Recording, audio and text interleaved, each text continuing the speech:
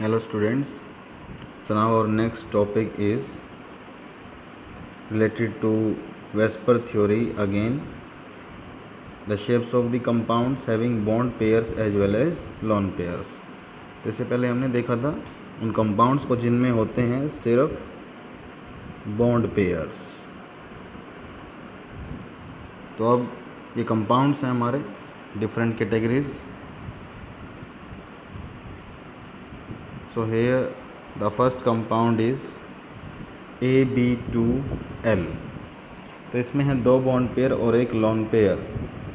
तो इस मॉलिक्यूल की जो शेप है, इस शेप को हम इस तरह से ड्रॉ करेंगे और लॉन पेयर वाली सभी शेप्स में जो बॉन्ड एंगल्स होते हैं वो मॉलिक्यूल के अकॉर्डिंग होंगे। सो इसलिए यहाँ पर हम बॉन्ड एंगल्स को ड्रॉ नहीं करेंगे, they are different in different molecules and this is called bent V और एंगुलर शेप बिकॉज इसमें एक पोजीशन पर यहाँ पर है लोन पेयर।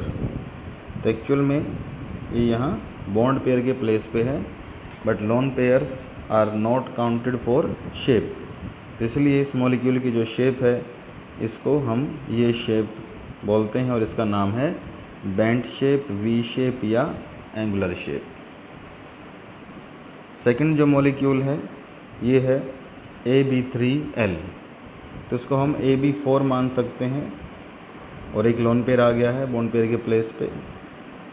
तो टेट्राहेड्रल शेप में इस तरह से तीन बॉन्ड पेयर्स हैं और एक ये यहाँ पर प्रेजेंट है लोन पेयर। और लोन पेयर को रिमूव कर दें तो इसमें जो शेप हमारे पास ये बचती है इस तरह से।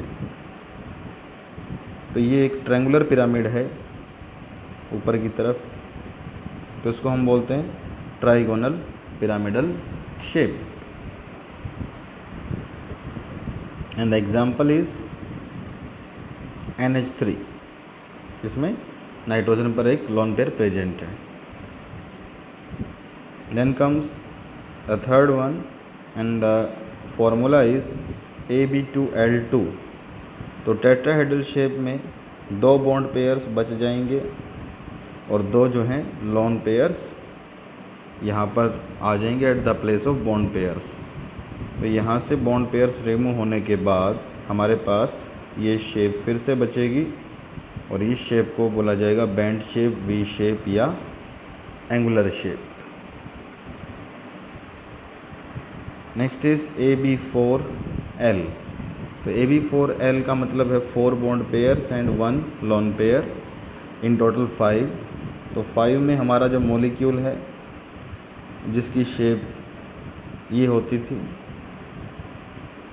तो इसमें यहाँ पर एक पोजीशन पर ये आ गया है एक lone pair.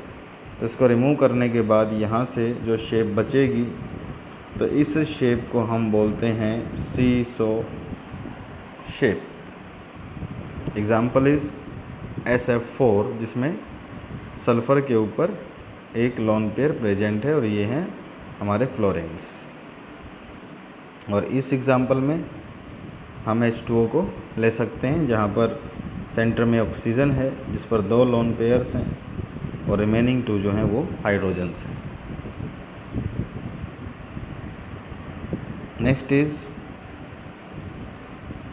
Number 5 and this is AB3L2। तो इस शेप की फॉर्मेशन AB5 से होती है और AB5 में ये जो दो लोन पेयर होते हैं तो वहाँ पर आ जाते हैं दो लोन पेयर्स और इनको रिमूव करने के बाद हमारे पास ये जो शेप बचती है इसको बोलते हैं हम T शेप। एग्जाम्पल है ClF3, जिसमें क्लोरीन पर दो लोन पेयर प्रेजेंट होते हैं और 3 अटैच होते हैं उसमें फ्लोरीन्स।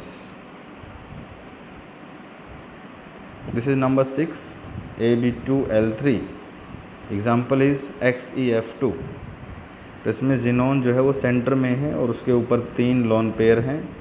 तो ये AB5 मॉलिक्यूल से हम इसको समझ सकते हैं कि AB5 में यहाँ से 3 लोन पेयर रिमूव कर दें तो हमारे पास ये शेप बचेगी, इसमें 3 है L मतलब लोन पेयर्स और 2 हैं बॉन्ड पेयर्स। तो this straight shape is remains, lone pairs को हम शेप में काउंट नहीं करेंगे। तो हमारे पास ये शेप बचेगी जिसको बोला जाएगा लीनियर शेप।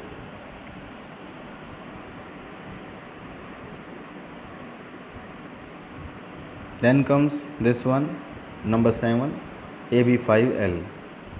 तो इसकी फॉर्मेशन होती है AB6 से, और AB6 में हमारी जो शेप है मॉलिक्यूल की वो इस तरह से होती है, जिसमें एक ऊपर और नीचे एक और बॉन्ड पेयर था, यहाँ से वो बॉन्ड पेयर निकल गया। तो अब जो बची हुई हमारी शेप इसमें है हमारे पास, ये जो है एक स्क्वायर है जो ऐसे पिरामिड की फॉर्म में है, तो इसको बोलते हैं square pyramidal. And this is number 8 AB4L2। तो ये भी AB6 से इसकी फॉर्मेशन हुई है, हम ये मान सकते हैं। और उसके अकॉर्डिंग ये हमारा AB4 है, जिसमें ये दो हैं लोन पेयर्स जो AB6 में बॉन्ड पेयर के प्लेस पर आ जाएं। तो एग्जांपल है XeF4, जिसमें जिनोन के ऊपर दो लोन पेयर्स प्रेजेंट हैं। और इसको रिमूव करने के बाद ये जो शेप बचती है यहाँ पे, इसका नाम है स्क्वायर प्लेनर, क्योंकि एक स्क्वायर है। And the last one is AB6L। तो इसकी फॉर्मेशन हुई है AB7 से। तो AB7 में इस तरह से 5 बॉन्ड्स होते हैं, एक प्लेन में, और एक बॉन्ड प्लेन से ऊपर और एक प्लेन से नीचे। तो एक बॉन्ड प्लेस पर आ गया है लोन पेयर। तो इसीलिए ये जो शेप हमारी यहाँ दिख रही है हमें, ये बच गई है इस तरह से। ये है एक ऑक्टाहेड्रल शेप जिसमें एंगल्स डिस्टॉर्टेड हैं, तो इसका नाम है distorted octahedral. So in this way, these are some points to note. Lone pairs occupy same position like bond pairs. Lone pairs जो हैं वही पोजीशंस ऑक्यूपाई करते हैं जो बॉन्ड पेयर्स करते थे, एंड डिटरमिन्स शेप, और शेप को उसी तरह से डिटरमिन करेंगे। But lone pair is not attach to any atom. तो लोन पेयर किसी एटम से अटैच नहीं है, तो it is not contributed in shape. तो लोन पेयर का जो काउंटिंग है वो शेप में नहीं होगी, बिकॉज वहाँ बिल्कुल कोई भी एटम प्रेजेंट नहीं है, देयर आर ओनली इलेक्ट्रॉन्स। तो शेप होती है जहाँ जहाँ तक एटम्स प्रेजेंट हैं। And in this way without lone pair shapes are said to be regular. यानी कि जो हमने मॉलिक्यूल देखे थे AB2 से लेकर AB7 तक, जिसमें कोई लोन पेयर नहीं होता, तो उनको हम बोलते हैं रेगुलर शेप, और उनके बॉन्ड एंगल्स फिक्स होते हैं, जो हमने कंपाउंड टू कंपाउंड स्टडी किए थे। बट जो कंपाउंड्स में लोन पेयर्स होते हैं, जो अभी हमने यहाँ पर देखे हैं इस तरह के कंपाउंड्स, तो इनको इरेगुलर बोलते हैं, बिकॉज इनकी शेप्स रेगुलर नहीं हैं। वो इन कंपाउंड से इनकी फॉर्मेशन हुई है जिसमें कोई भी लोन पेयर नहीं था, और इसीलिए इनके जो बॉन्ड एंगल्स हैं वो डिफरेंट होते हैं डिफरेंट मॉलिक्यूल्स में। तो वो हम मॉलिक्यूल के अकॉर्डिंग उसके एंगल्स को लिख सकते हैं। बट इन शेप्स में लोन पेयर्स जहाँ प्रेजेंट हैं, सभी बॉन्ड एंगल्स जो हैं वो सेम नहीं होते हैं सेम कैटेगरी के अंदर। So in this way we have completed the Vesper VSEPR theory.